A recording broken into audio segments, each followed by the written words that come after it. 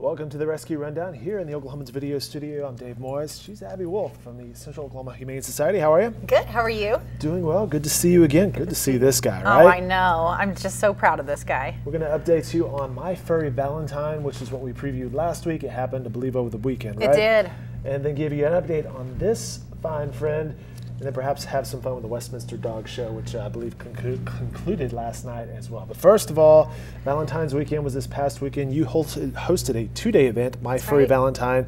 What was that and how'd it go? It was a fee-waived adoption event sponsored by a lovely lady named Bobby Burbridge Lane. Yep. She believes that unconditional love should be shared, especially on Valentine's Day, and what better way to do that than the love of pets. Sure. So we did 114 adoptions this weekend. It was a big weekend. We completely emptied our adoption center, which was... How often does that happen? It happens about once a year whenever this event happens. So I'm just so proud of our team and proud of our volunteers because it was an outstanding event where we made lots of, families complete. So on Saturday and Sunday, people lined up or Absolutely. At least showed up.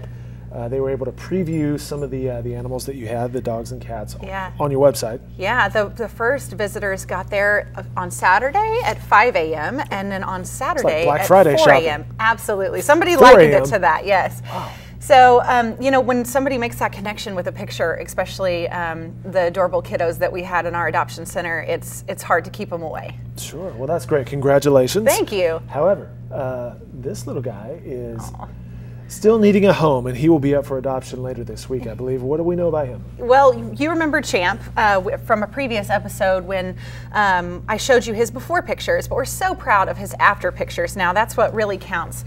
You're seeing them now. He came to us on the brink of death. Quite frankly, we did not know if he was going to survive.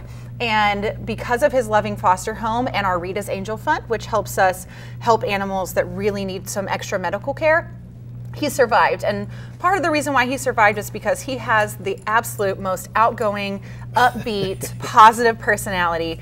And our vet says that he probably wouldn't have survived if it weren't for that personality of his. So he is looking for a home. He'll be available on Friday at our adoption center at 7500 Northwestern. And we are just hoping that the family that gives him his home, his loving home, is going to be understanding of what he's been through and be able to just give him that forever that he's really been searching for in his first year of life. Good looking dog, good Absolutely. Demeanor. What type of breed are we looking at here? He's a year-old Border Collie mix. He's a little larger than a normal Border Collie, so he's mixed with something probably like a Lab or something like that, but definitely got the Border Collie personality for sure.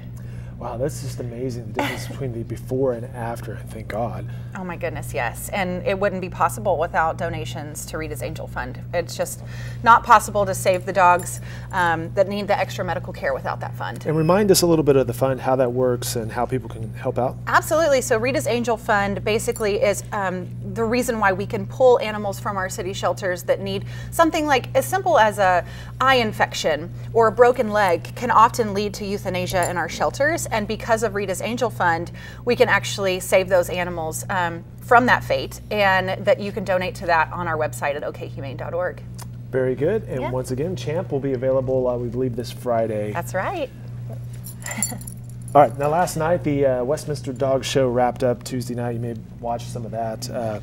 Tell us about the winner. The German short-haired pointer. I can't remember the name, but I do know it was a German short-haired pointer, which is interesting because I don't believe that the German short-haired pointer has won in a few years. So it's a good show. I want to say earlier in the week, which I guess must have been Monday, a German Shepherd was like the crowd favorite, which was a good-looking German Shepherd dog. Yeah, German Shepherds and German short-haired pointers are actually pretty common in Oklahoma. They're breeds that we see quite often in our shelters. So I was proud to see that the GSP won.